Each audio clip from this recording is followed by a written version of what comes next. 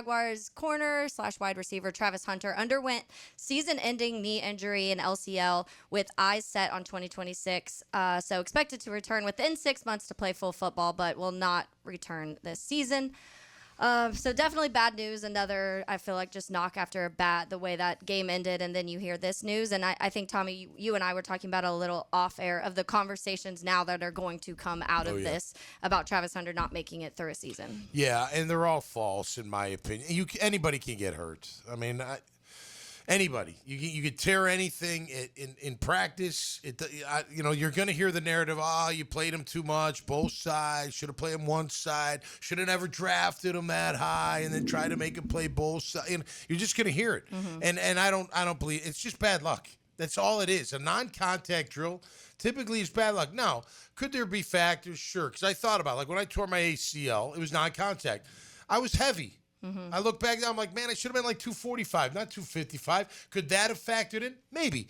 But not with Travis Hunter. The guy's, 180. He's a bird. Yeah, like he's in perfect condition. So maybe, one thing you don't know about the inside of the body, like ligaments, you don't know if there's anything there prior to. And they don't either. Right. They don't scan every inch of your body. If you have an injury, like in the past, they'll look at it. Obviously, they'll take the test of it. But it's not like they can go through every single ligament and say, like they test your knee. Oh, this is strong. It's good. But you don't know really. Like, could there be micro tears in there? Could be this, that. What happens? At the end of the day, it's just bad luck. Mm-hmm. And it's a shame. And no one feels worse than Travis Hunter. He wants to play, man. He's dying to play. So I feel bad for him. Good thing for knees today, even if, and it's not that, it's just the one LCL. Even if you rupture everything, they put you back together. Mm-hmm. The knee today they can fix very soundly, very quickly, and securely as you move forward. So you're going to hear some narratives. Take a deep breath. You're going to hear it.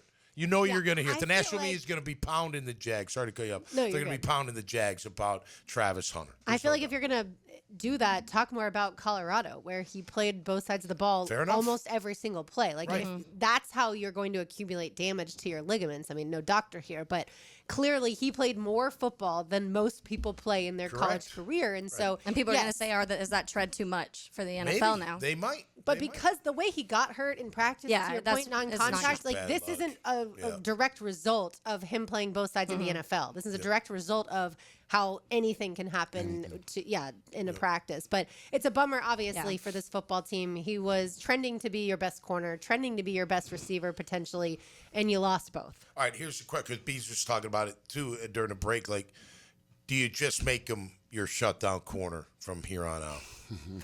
Right? I know Bees would like that, right?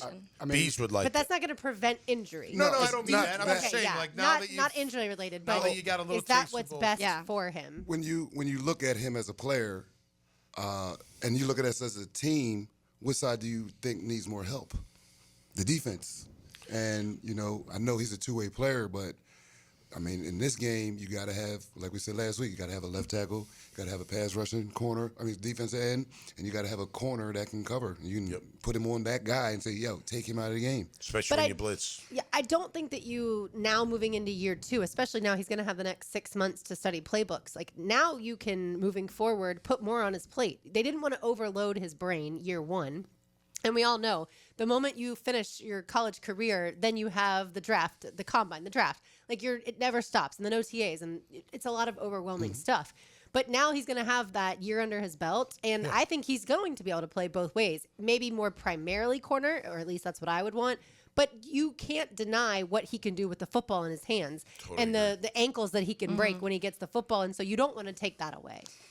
I'd miss him on offense. Do we? Yeah. Oh, I didn't say. No, I know. But I'm like looking how Dion did it. Dion he was a number 1 corner, but they had a certain. He played special teams. He was a returner. Number 1, but he played receiver for Dallas in 1 year. Yeah, he did. And it wasn't. I mean, that's the kind of package that I see. Like, he's out there, and if you're going to be out there, you can get hurt anytime. I got hurt in practice doing one-on-ones. My back went out. But I don't think that has anything to do with the amount of wear and tear. But I just feel like we're gonna have to use him on one side of the ball and then spot him on the other side. Yeah. I do think it's going, and this is fast forwarding, but I do think it's going to be interesting to see how they address the offseason with the Travis Hunter conversation, because you have someone that you feel like can play both sides of the ball. You need DB help, but you also need wide receiver help because, you know, Bees, you just said which side needs more help right now, the defense. I think some people would argue and say the passing offense still needs a lot of help. For sure. So when you go in, De'Ami Brown, obviously his contract will be up you got Jacoby Myers, his contract's going to be done. BTJ, what really do you feel like you can get out of him next season? So there's going to be a lot of conversations of which do they lean heavier in when it comes to that first round pick or free agency or whatever that looks like. because there is no first round pick. Oh, no first round pick, second round And you pick. need offensive line help. I think we would Definitely need O-line help. Yeah. be remiss if we didn't mention that. And then, of course, we're going to talk about the defensive line and what that's going to look like for sure. Hey guys, Taylor Doll here. Thanks so much for checking out 1010XL Jaguars on YouTube. Now before you click away, make sure you like this video and subscribe to this channel. And if you have any interest in some of the other team-specific channels, head over right now and subscribe on our 1010XL YouTube.